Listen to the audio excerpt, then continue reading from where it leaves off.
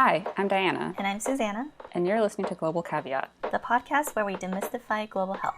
On today's episode, we'll be exploring puberty, sexuality, and consent. All within the context of sex education with guest Patrick Kelly, a science teacher in California.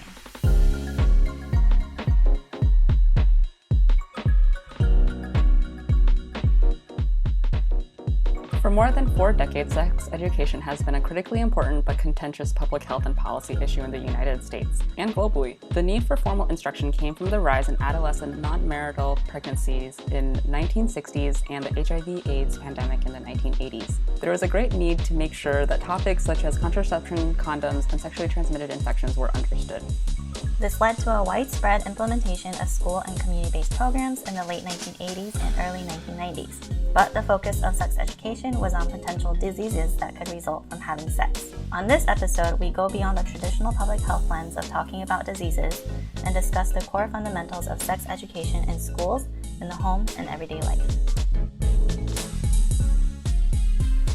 Hi, Patrick. Thanks for joining us. Before we get started, can you tell us a little bit about yourself and where people can reach you on social media? Sure. Well, good morning, everybody. Thank you so much for having me on. My name is Patrick Kelly. You can find me on Instagram at Patrick Kelly with an underscore, but most of my science communication is on YouTube. It's youtube.com/corporus. All this stuff will be, I'm sure, linked in some kind of show notesy thing at the bottom, maybe. Yeah, it will. Awesome. I'm a elementary school and junior high science teacher. I also teach language arts, but the science stuff is more compelling for today. And when we started talking about we wanted to do a sex ed podcast, I'm like, what? I'm not really qualified for that. Like, what have I done that's sex ed in the past? And it's really been a lot of little things. And that's... Oh, I am so sorry.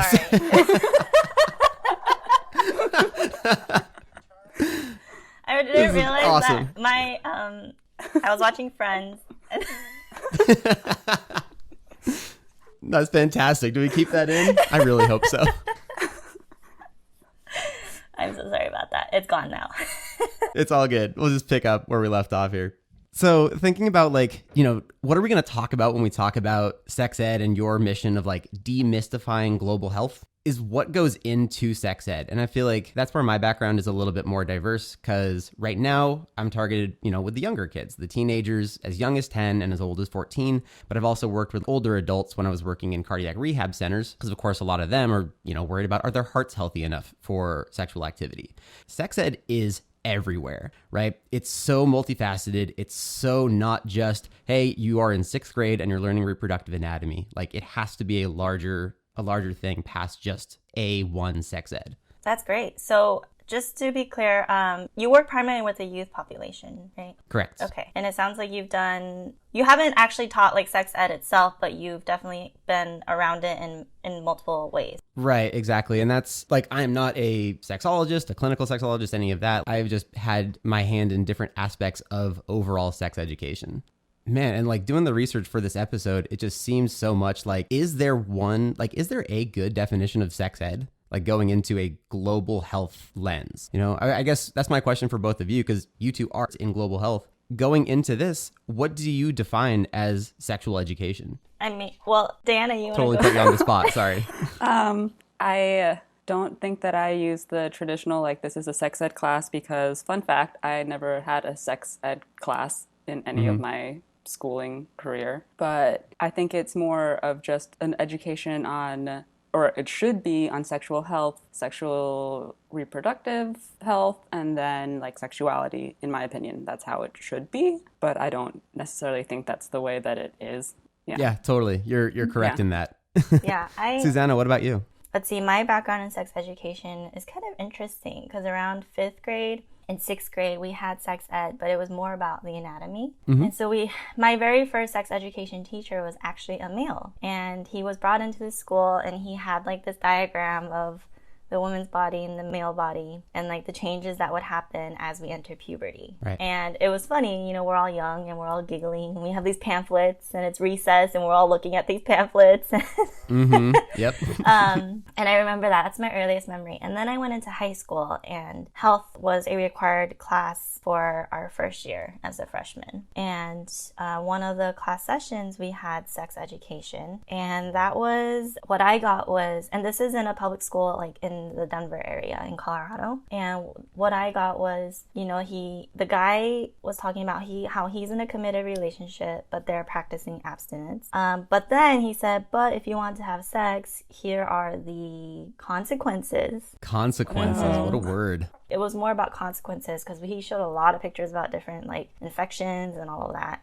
And then he did the whole, he got a piece of like duct tape, clear duct tape, ripped it off, and he's like, this is like if you're a virgin, you know, clean piece of duct tape. And then he stuck it on someone else and it stuck it on another person and it kept sticking around. He was like, that was representing how many times you have sex. And then at the end, he's like, essentially you lose your stickiness. You know, and the funny thing is, I interpreted that and I was like, cool, like I understand that, but it wasn't until way later, like, I mean, freshman year of college was a while back, but maybe like 10 years later when I watched a video from John Oliver talking about sex education. Yep, I know the one you're talking about. Yeah, and he brought that up about like people using that example, and he's like, you're essentially telling people that they're not worth as much the more sexual partners that they have or something like that. And that just like blew my mind. I was like, oh my God, I can't believe I absorbed all that and I just didn't even process it that way. Right. Yeah. Or like the language of, you know, quote, losing virginity. I know that's a problematic thing that we've been trying to unpack for a while now, but just like how we've talked about sex education in a traditional sense for a long time, it's very clearly like it needs an overhaul. And this is us in, you know, growing up in America where there's something in place. And so over the course of our conversation, we'll talk about things on the global scale, but also what we can do here, you know, as adults in the States here. Sure. So looking at over, sex education has a bunch of different aspects to it, right? And so our working definition, most people's definitions, is probably going to be like the biological and reproductive health side of things, where we need to teach reproductive anatomy, how reproduction works, and maybe a little bit of like, you know, immunology and infectious diseases and how STIs work and are transmitted. And as a educator for young people right now, that's kind of where we're starting, right? My youngest ones are 10 and into 5th grade. And so at our school, I guess just as a caveat for like anybody else who doesn't, you know the story, I work at a Catholic school. So our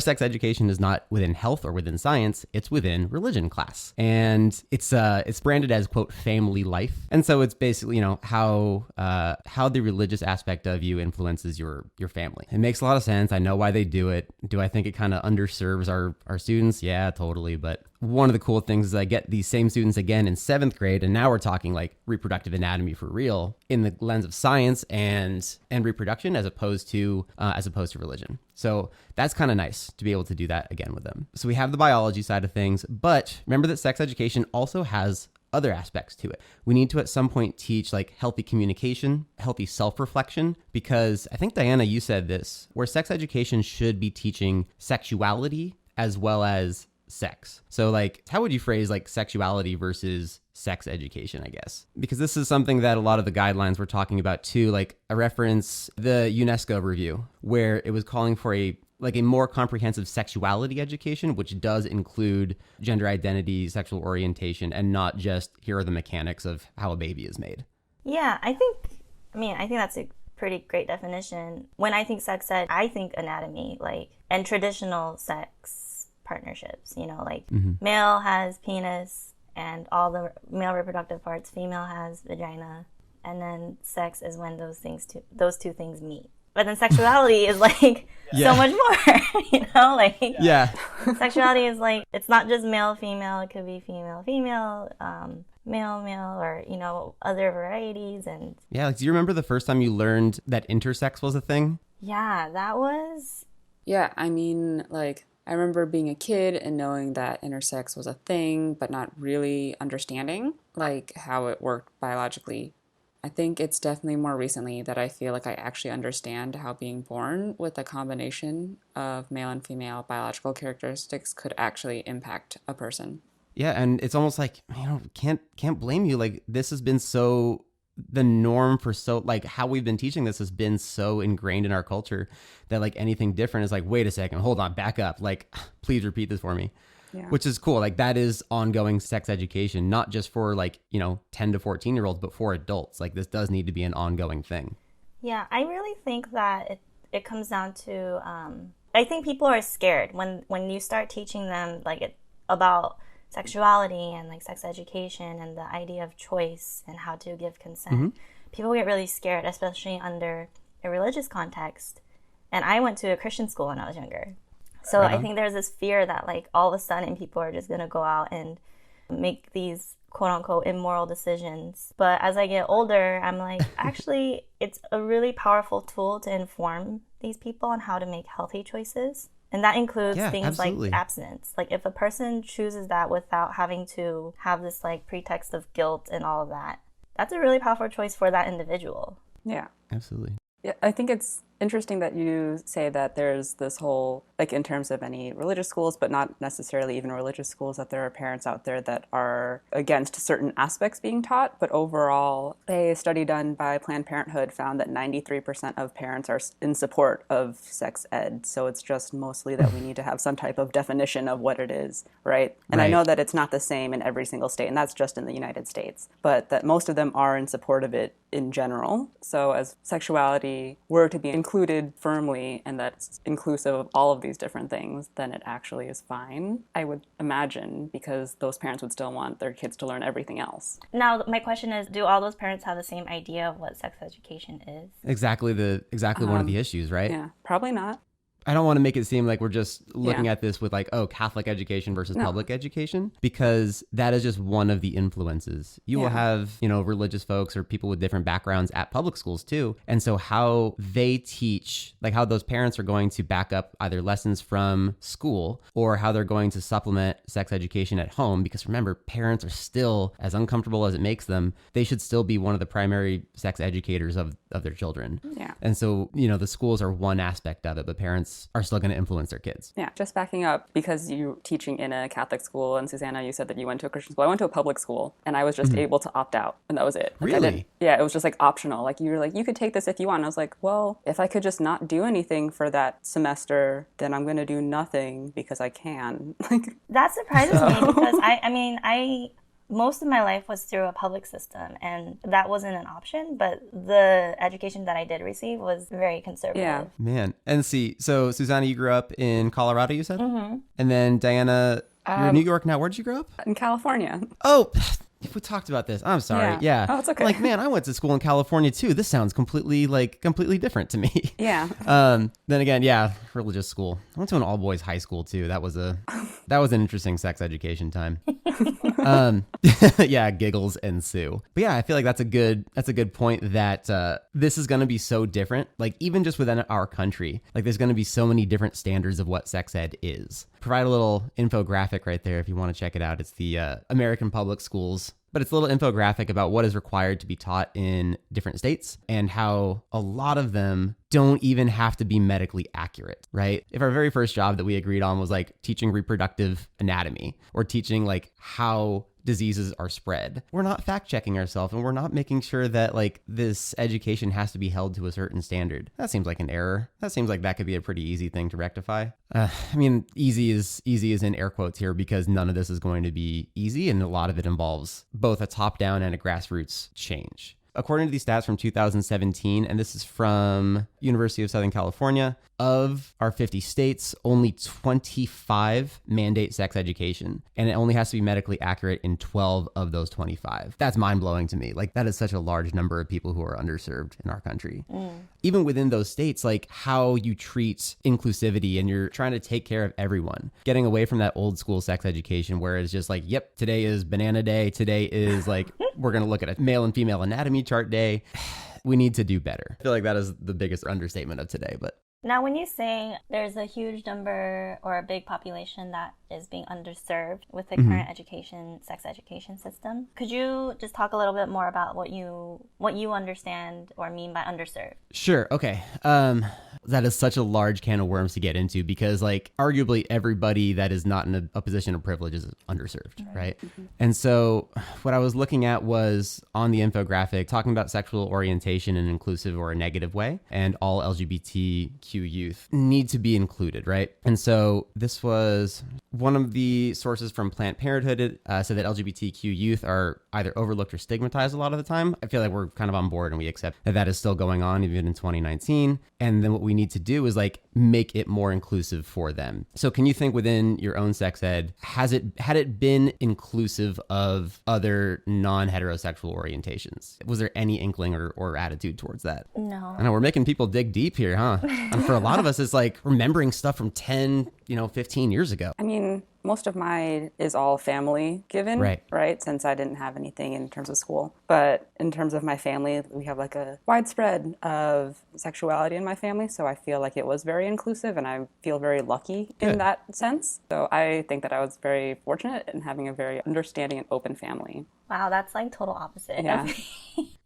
To be fair, this is also like from the more Americanized family, like the Asian side, nothing. I never heard anything. So my ongoing kind of joke among me and like my other Asian American friends is like, oh yeah, sex ed in the home, it's not even a thing. Like, yeah. And it's funny because my parents don't even talk about it. It's like it's a really awkward topic to begin with to talk about with your parents, but it's just like not mentioned. But when it comes to like things like sexuality and stuff like that too, yeah, I didn't have that kind of exposure that you, Diana, just talked about. And I think it's a mix of both religion and just culture in general. Right. I mean, even though I grew up in a Christian home and my parents, like I grew up going to church and everything, so there's that aspect, but then there was this other aspect too where just culturally speaking, not very open to the idea of things like homosexuality or like not the non-traditional marriage or things like that. So right, where you kind of had the path of like, yes, you are doing this one thing and we know what 30-year-old Susanna's going to look like. I consider myself,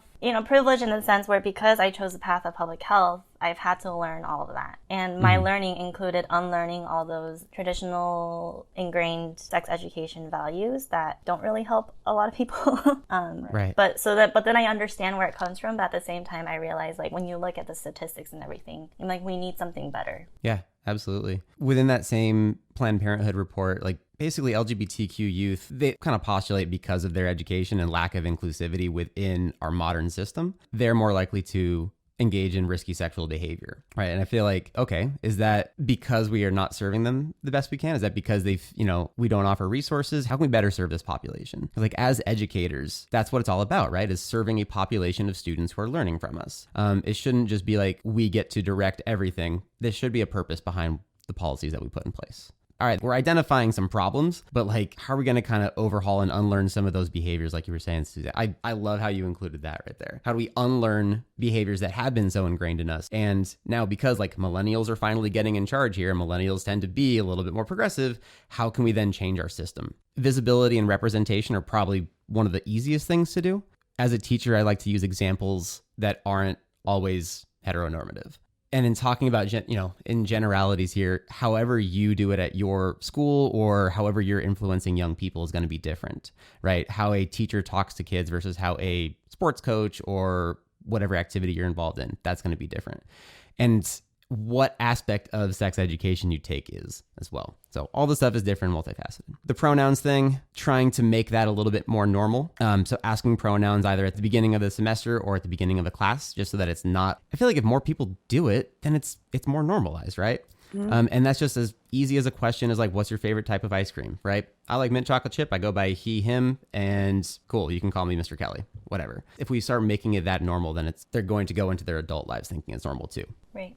Not only in the classroom you can use the pronouns thing, but I've noticed, myself included, a lot of people within my university started putting pronouns in our sign-off in our email so that we all have it, and it's become more normalized because I want to say maybe 50% of the staff does it now in the public health school here. So it's like another way just to like see it more normalized. For sure. Yeah. I addressed my 8th grade, everyone in my school is y'all. And for like the first couple months, it was like, y'all. They were making fun. The kids were making fun of me for it. And that's like, all right, that's fine. But whatever, it's like, it's being ingrained into your brains. And sure enough, like now it's finally getting to the point where they're using y'all on a pretty frequent basis. So which is really good, because on the West Coast, it's very much you guys. Hey, you guys. Like right. That's very normal. Like that's definitely what I remember. Whatever, man. Tease me all you want. It's working.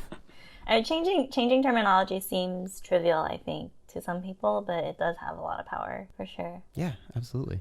All right, let's talk about the rest of the world, because we are Americans. We have some issues that we need to tackle in our schools, but the rest of the world has big issues also. So in talking about this with like a couple of people, I didn't even know about this film that was like up for a bunch of awards, Period, End of Sentence. Have you two heard of it? No, I have not. Oh man. Okay. The trailer will be linked in everything here, but it's super well done. It is a story, and I haven't actually seen the video yet, so I might be completely off my basis, but the trailer is fantastic. It's basically talking about how reproductive health is done in India and how those girls have been so underserved, and how like being on a period in some other cultures is just nobody's preparing for it, and everything is being swept under the rug, and the stigma of like, hey, you now need to go outside of the classroom. We can't distract everybody else from their learning because you're doing something, right? Yeah. I'm glad that this movie is being made, and it looks like it's so well done that people are going to want to watch it. So I definitely recommend checking out that trailer. Support those filmmakers. That's awesome. Yeah, thanks. Yeah. I think it's also interesting because I feel like I'm so used to the idea of other countries doing the whole, you're having your menstrual cycle, you need to not be here for that entire week, because I'm so used to it because it's already in public health so much. And I also work in an office where I work closely with the women and children's health team, that I never really think about how that's not something that most people already know. Like I always assumed that it's common knowledge, but it's just common knowledge in my field. Diana, from your perspective then, like how do we start getting that message out there? I think the fact that there's a film is great, because I think a lot of people will watch films, especially if it's done as well as the trailer that you've just described is showing it. Because no one's going to sit there and read about it. No one wants to do that. But definitely I think films are the way to go in terms of getting people to watch. And then even just having a trailer is enough if that gives people the insight into seeing that. Yeah, I think within science communication, like we have our facts ready and we all love learning. Like we are the people who are going to read entire sets of guidelines or pretty dry content no matter what, because we like learning these things. But for most consumers, it's going to have to be put in some kind of palatable package in order to consume. And so the information can still get across, but they did a beautiful job with it. And I think people are going to want to watch it. Going for the rest of the world here, the rest of the world is a big place. So it is going to look very different from country to country. Europe tends to be on the more socially progressive side of things. They have, by their metrics and by metrics of success, it is all different. Most organizations tend to use teenage pregnancy and incidence of HIV and new cases of HIV as their metrics of success. I understand why. HIV is a huge problem globally, where I didn't know this before doing this research. Supposedly America of industrialized nations has the largest teenage pregnancy rate. Is this common knowledge that I just didn't know about? I'm not shocked about it. Yeah. Yeah, I'm not surprised, but then I also wonder, like, how are they getting that information? Yeah. Because it's likely other places might be underreporting. Yeah, absolutely. Because we might also have the highest because we are reporting it the most. Right, absolutely. Yeah. Like, all right, so if that's one of the measures of success that we're using, how are we going to integrate that into our policy? But Yeah. all right, going back to around the world then. So I looked at like more global statistics, like looking at the UN specifically, that UNESCO report we referenced earlier. I just want to read a quote from it because it's, again, a good overarching guideline here. That good quality sexuality education, and that's that word sexuality again as opposed to sex education, needs to be delivered at a scale on a sustained basis to make a significant impact, and it needs to become institutionalized within national systems of education. And so to unpack that a little bit, they were looking more at incidence of HIV as like one of their measures of success, but also like how do we scale sex education, right? And by scaling, it's like, I think we kind of have the idea in our head of like, okay, scaling, it's like bringing it to a larger audience, but that audience isn't an audience necessarily, like they are students. If you are educating someone, hopefully they are involved within their education, right? Right. So the scaling that UNESCO is talking about is, yes, like within schools. That seems to be one of the very first places that people think of addressing, but also at the institutional level, providing teachers with training, because so many are going to be coming from that old school mentality, or from like a place that might be positive, but also like not necessarily the most scientifically based too. We want to make sure that we're getting a lot of different aspects covered and to reach as many geographic populations as possible, and also reaching people where they are. How do we make sure that we're working with where people currently at with within their education and within the resources available to them to make sure that the sex ed is going to be impactful for that time in their life. Right. That's where I am for sure not an expert, right? Like I am like, okay, this is interesting stuff, but why the scaling is so important is because like just having a classroom-based education isn't going to be enough. After a 2010 review, just using the school-based programs didn't actually change HIV incidence. And I know like it's not a huge amount of time, but like in the last 5-year gap, it seems like it's enough to see some kind of difference. I don't know. Again, that I don't know public health studies. In epidemiology and global health, that could be like a very short time frame. I mean, yeah, I think it depends on what we're trying to talk about and what we're trying to measure, like in terms of time frame. And also in terms of funding. Yeah.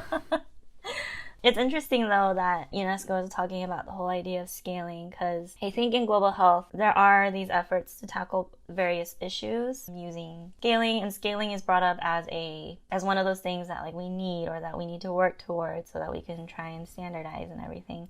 But that's always also kind of this problem, because it's like if we're starting to talk about the global scale, it's very context specific. People have different backgrounds, people have different understandings of what sex is within their culture, and even what sexuality is within their cultures, and that's not just specific to like countries outside of the United States. Even within pockets of communities within the United States, people have different understandings. So I think that's interesting. I mean, I understand, like you said, the measure of pregnancies and HIV as like one of those ways to measure sex education. But at the same time, I could see how that's super limiting as well. It doesn't really encompass everything that we need to know. Right. Like that's not bringing in consent. That's not bringing in finances. I mean, all these like little, I almost like giggle at myself when I say finance. Like that's the best you can come up with. Like But it's true. how making a family is an enormous financial burden for, Yeah. I mean, I don't want to say burden because they're little gifts. They're little, children are But great. they cost a lot. They Yeah. are expensive. Yeah. But it's also like finances works in so many different ways, because even if they're using HIV as a measure, it's not necessarily because the person doesn't know. The person might just not have access to what they need. So like finances goes beyond just family planning. It also goes with you might be educated enough, but you can't afford to do anything about that. Yeah, I think that's a good comment on the statistics too. It's like, all right, we see from after 2010 here that like just the classroom isn't enough. It needs to go past that. We should give some people some takeaways here. Look at that smooth transition. That's brilliant. So, and I don't want to get your opinions on this too, because, like Diana, you were saying your sex ed was pretty non-existent, and it seems like you've kind of taken it into your own hands as far as like, all right, now we're going to make sure that a lot of women and families are going to be able to have access to education. And then Susanna, yours seems a lot like mine, where it's like, all right, religious upbringing, and so we're not going to talk about it. You'll technically have sex education, but like, let's let them take care of it. Let school take care of that. So if you are in the position of influencing some younger kids, so one of the biggest things right now within all education is making your teaching style student-centric, not teacher-centric. And so right away, that means like the student should be the number one thing you think about, which seems like, yeah, obviously, that's what students are here for. They're here to learn. They're not here to like make the teacher feel good about themselves. So when you are in the position of teaching anything that is sex ed or sex ed adjacent, like proper communication or like personal boundaries, making sure that it is not just back in my day kind of stuff, right? Emphasizing like the students above all. They are the main characters in the story, not you. Also making sure that it is developmentally appropriate, because even within one of my junior high classrooms, that's ages 12 and 13. But as I'm sure you remember growing up, like there are 12-year-olds who are voracious consumers of all things that are dating and sex ed, or they have older brothers and sisters, or, they've seen like a pregnancy in their family very recently. And so they're like, that is number one thing on their brain. And then I've got other 12 and 13-year-olds that are just like, no, like I'm good. And so you need to meet the students where they are. One of the things that Liz, Teach and Transform, she is not necessarily like a sex educator. I think she teaches at a 3rd grade at a charter school down in Los Angeles. But she came out with an article, I want to say in 2017, that was how she teaches consent to 3rd graders, right? And it's not in the context of sex education. They're 8 years old, but it is in the context of like, hey, this is what it means when somebody wants a hug, right? This is how you can tell that somebody doesn't want a hug, even though they're not saying no, right? The write-up that she did and some of the board drawing, like the little whiteboard drawings that she's doing for her kids were just so fantastic. She was an awesome communicator. Again, on Instagram, that's Teach and Transform. she's a huge inspiration with how like I talk to kids about consent. But that I bring that up just because like it is going to be different how you talk to an 8-year-old versus how you talk to an 18-year-old. You can always talk about consent. You can always talk about personal boundaries, and reinforcing that their entire lives. Hopefully they'll be very clear on what consent actually means. I think that's brilliant. I mean, it starts when they're young because these behaviors translate, and we create patterns in how we respond and how we act, not just within that specific context, but our learned behaviors repeat in other contexts as well. The fact that she's teaching third graders, if this person doesn't want a hug, then you say, okay, and you move on with your life, you know, and that can translate later into bigger things. And later when they're, you know, considering having sex and stuff like that certain behavior, if they've learned it and it's internalized, it's more of an automatic response to be like, oh, this person said no, okay. Yeah, absolutely. In 5th grade, we're going over like how to do vital signs, you know, taking pulse, counting respiration, doing blood pressure. And so, you know, they're 10 and 11 and they're going to get that puberty talk like at the end of this year. And so like, man, seeing this talk happen and like seeing that part of the 5th grade experience happen a couple times over now, it is almost like a switch gets flipped and like how they interact is just completely different after that. And so that they don't introduce consent in that, right? Because of course, you know, sex is strictly, you know, for within marriage and you've consented to everything at that point, not even thinking that like, you know, you can consent or not consent within marriage or within a relationship. So it's like, well, we have the opportunity here in this lab. Let's do this. What does it mean? Like if somebody doesn't want their pulse taken, right? They can tell you no and then not give you their radial pulse, right? So like trying to use that opportunity as a way to teach consent as opposed to making it exclusively tied to sex is one of the things that I've tried to do more of. I like that consent-based sex education. And in Colorado, actually, like 2 days ago, there was a 30-hour deliberation on trying to advance a bill that actually places consent at the heart of sex education in the public education system. And it's advancing. So now they are going to move towards putting consent at the heart of sex education. And yeah, it was like this big debate. How do you talk about that for 30 hours? Hopefully it's all logistics about how do we implement this best. What I read was it's now the 9th state to put consent at the core of sex ed. Man, high five to Colorado for moving this along, and hopefully it does become number 9, but that number needs to be a lot higher. Yeah. So totally opposite of consent-based practices. I don't know if y'all are aware, but the 2-month period of time just closed on the Department of Education's new rules that would favor the accused, the assaulter, in any college campus assault cases, basically making it so that if it's not something that happened directly on the campus, then it's not valid. And let's be real, even if it was, the track record shows that it's really not in favor of the victim anyway. Wow. This is all happening while the government was shut down, so a lot of things were just glossed over and no one knew what was happening. So there was that, and then there's also the definition of domestic violence got changed recently, and it removes all of the psychosocial and emotional aspects of it, so it's only physical harm. Great. The next portion of this episode contains stories and experiences related to sexual assault. They do not go into detail. These incidents are briefly referred to for explanation purposes. If needed, fast forward to 39 minutes. Can we talk about college campuses a little bit more? Yeah, Absolutely. so I'm here in this lovely state where Columbia University is. I don't know if you heard of this when it happened, but this girl from Columbia carried around her dorm room mattress as a form of protest after being sexually assaulted. She carried the mattress around with her. I'm actually unfamiliar with the story. Yeah, so it was because they weren't taking her case. She did this as a form of protest that was basically a demonstration to show, hey, administration, look at this baggage you're making me carry around. And it was her literal dorm mattress, and she took it everywhere. Oh, okay. Yeah, so Wow. that was back in 2014. All right, nothing has happened? He was cleared of any misconduct. Yeah. He graduated, quote, as a distinguished John Jay Scholar. So the honor recognizes, quote, remarkable academic and personal achievements, dynamism, intellectual curiosity, and original thinking. Yeah. Okay. If there is an organization on your campuses, if there are any like college students listening, one of the organizations that I was involved in undergrad was called CARES. CARES, Creating a Rape-Free Environment for Students. And that was our organization that did a lot of programming for awareness of sexual assault, right? Where people don't want to acknowledge that it's a thing, where it's actually one of the most common things that happens on college campuses. Something like 1 in 4 women will experience it in undergrad. And like that is overwhelming. Like that's a really big number of people. So how do we fix it? Will we ever fix it? Hopefully we can make a dent, like if we can at least start moving the needle forward. CARES was the organization that I was involved in. It'll look a little bit different at your universities or your high schools or whatever is going to be the case. I don't want to see what it looks like in high schools just because I feel like it'll make me really sad. But hopefully that is now going towards our high schools also, where at least maybe there's, I don't know, like a group that discusses or tries to implement like student-led sex education or healthy relationships on campus. Did either of your universities do the Clothesline Project? I don't know what that is.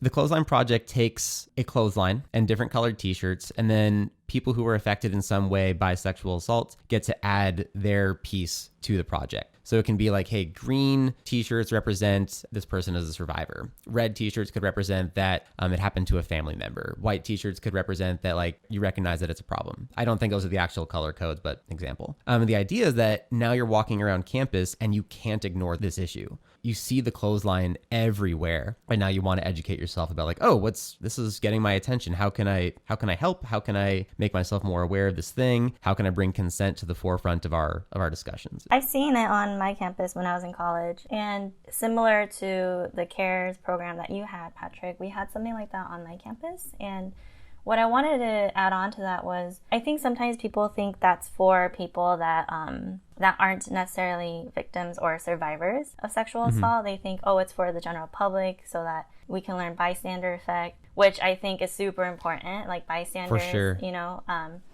They have a lot more power than you would assume. But in my experience, and I've talked about this in the past on my like social media platforms, but I have a history of sexual assault, right? And so it's funny because people are like, oh my gosh. And I'm like, yeah, but it's like very common, like out of how many women you know in your life, a lot of them probably do as well. They just don't talk about it. So for me, I mean, I was raped and then I didn't know how to process it. And then I actually studied abroad, right? So I had this time abroad. I came back, and in college, I was involved in a multicultural sorority. And the Greek life, we all had to go through this training through the program on, like the CARES program that you had on campus. And I remember I was sitting in on the training, and it was talking about what is consent, bystander effect, and things like how to validate and believing survivors. Like, what does that mean? And it was the weirdest thing because I feel like that was the first time that I felt like someone was telling me it wasn't your fault. It's incredibly powerful, I think, for people to get involved then, because I was like, I wasn't even one. I just went to this training because it was required for my organization to go. But the impact that it had on me, given like my background, it was directly relatable. But at the same time, I'm like, if you're one of these people where resources like that are available, I think it's important to realize the gravity of how it can affect the people around you, because you're in harnessing this power to do something about it. Yeah, absolutely. And for a lot of people, it'll be their first exposure to it, right? Thinking about where we're talking about like sex ed with the younger kids, we never bring that up. We never bring up like definitions of sexual assault. Like just beginning to talk about consent with my 10-year-olds, it's like we're not drawing the line of like, hey, this is how you can appropriately give somebody a hug, to now this is one of the most terrible crimes you can commit, right? So like it still needs to be evolving throughout that person's learning career. Yeah. And Susanna, thank you for telling your story. Yeah, of course. Thanks for listening. But even, I think it's interesting how you bring up that we have the ability to teach consent in different ways, but in other countries it's not the same, right? So Susanna, you were describing your experience, and it's interesting because I feel like timing-wise, the description of both of our experiences is quite similar, except you experienced being able to talk about it in the US, whereas I was in Italy when I decided, I think I'm going to report this. But I was in another country where they don't believe that sexual assault is a thing. So when I was in that setting and I decided to talk about it with a therapist, they were like, oh, do you think that really counts? Like, that's not really a problem. Like he was just being a guy. And I was like, what? And like, because they have masculinity so ingrained in them that I left there being like, oh, well, it's my fault. And it took me coming back here being like, no, this is like definitely not my fault. So I think that just the fact that we even have the ability to talk about it in the US and in some other countries also have the ability to talk about it so openly is a great thing, because that's not something that everyone experiences, because in other countries they don't have that at all. Absolutely. I admire both of you so much. Thank you I thank you for your stories. And like, if I can address like, again, other educators and other men with this, like, so Diana, for sure, like that, the blaming that goes onto those who were assaulted is absolutely like, that's one of the biggest things that we need to change in our culture and how we treat sexual assault, right? And so like now as sex educators, now we have to put the onus on those who would be doing the assaulting. And so that's where our talks on consent are the most important, right? Where now you are, you as an assaulter. And of course, an assaulter never thinks that they are an assaulter. They just think that they were doing whatever else. They were getting either what they, again, heavy sarcasm on the next couple words. They were trying to progress the relationship, right? They were doing something that was totally warranted for the time, but, you know, there was miscommunication or something. They wanted it. I read it as they totally wanted it. Right. I think you talking about linking it in the early years, I always, when people talk about that, I think about, you know what, growing up in middle school, when girls start wearing bras and stuff, it was a thing for me growing up where guys would come up behind you and they would snap your bra strap. And they would think it's super funny. You know, pulling your hair, that starts really early. Yeah, the idea that if you tease a girl, you like her. Yeah, and then it's like, oh, it's because he likes you, or maybe because he thinks you're cute. And it's like, it's funny because now when I think about it, I'm like, yeah, I really didn't like getting my bra strap snapped on my skin constantly and getting my ponytail yanked like out of nowhere. But socially in that moment, you just see it as like, it's acceptable because maybe he likes you. And I hate that. That's something where I can talk to my older students about that, as far as like, all right, y'all have crushes. Like, I see it every day here. I see how it works out. And like, we can't be mean to each other. I do want to point out though that I know when we're talking about consent and sexual assault, I mean, largely, of course, women are at the receiving end of this. But I do want to point out that there are men who do get sexually assaulted as well. Yeah. And LGBTQ folk are often the most vulnerable for various reasons. So yeah, I do just want to throw that out there and be like, I know we're talking about it within the context of like women as the primary victims, but we also recognize that it's not just about people who identify as women. Thank you for bringing that in. To go back to, do we have a resource for where people can go to continue this conversation, by the way? Like if people have a point that they want to talk about? Yeah, absolutely. So listeners are welcome to have a conversation on the Global Caveat Instagram page on this post with this episode. And we'll also open up conversation in our stories. Please feel free to share your resources and thoughts with everyone else. The last little bits to clean up here before I guess we all sign off here. If you're in the education field here, remember to use inclusive language. We talked about getting away from like the non-heteronormative and non-cis normative, just because your students are picking up on that. And to include them, it should be participatory, that you should be involving your students in their own education. Again, I know it sounds wild, but that participation doesn't mean that not every day is Condom Banana Day. That could mean that like they are learning. It's a great day. I think we should put it on our calendars, actually. Participation could look a little bit different. Oh, gosh. Involve them. That's all I'm trying to say. We're going to get into mean giggle territory here. Otherwise, bring the parents into the conversation. They're still a big resource and still a big place where you can continue the conversation. If you are going to talk about sex also in a school setting, you need to make sure that you're kind of warning the parents. Like I always make sure to give like a weekly email of what's going on in the classes. And so the week before I teach anything that involves reproductive anatomy, just a heads up to the parents, like, hey, if your student comes home and asks all about like where sperm come from, I did that. We talked about it. But that also, you know, the parents do need preparation too. Like they need to think about like, all right, what am I going to say? Like, how am I going to take this very crucial moment in my child's development and do something positive with it? I think earlier in the show, we mentioned like what 92% of parents want good sex education. Yeah, well, close. 93% of parents. And hopefully 100% want a good life for their child. Yeah, I would hope That's so. a made up statistic, but I hope it's true. We just cold. No, you hang up first. No, you hang up first. Yeah, I guess. All right, Susanna, Diana, thank you very much. Do you have a formal sign off thing? Yeah, we do. Okay. And that's the episode. Thanks to Patrick Kelly for joining us. As a reminder, you can find him on the YouTube channel Corporis, CORPORIS, and on Instagram at PatrickKelly_. And please subscribe to us on Spotify, Apple Podcasts, or wherever you listen to your podcast. Your support helps us grow. You can also support us by becoming a member of our Patreon page. Susanna and I spend a lot of time making sure our information is correct, but there are only two of us, so if you catch something, please let us know. You can find all of the resources for this episode on our website, and feel free to join the conversation on our Instagram page @Global Caveat.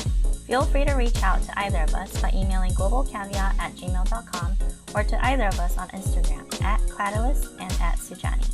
And a special thanks to all the people that have to listen to us brainstorm and to Cordell Glass for producing our music.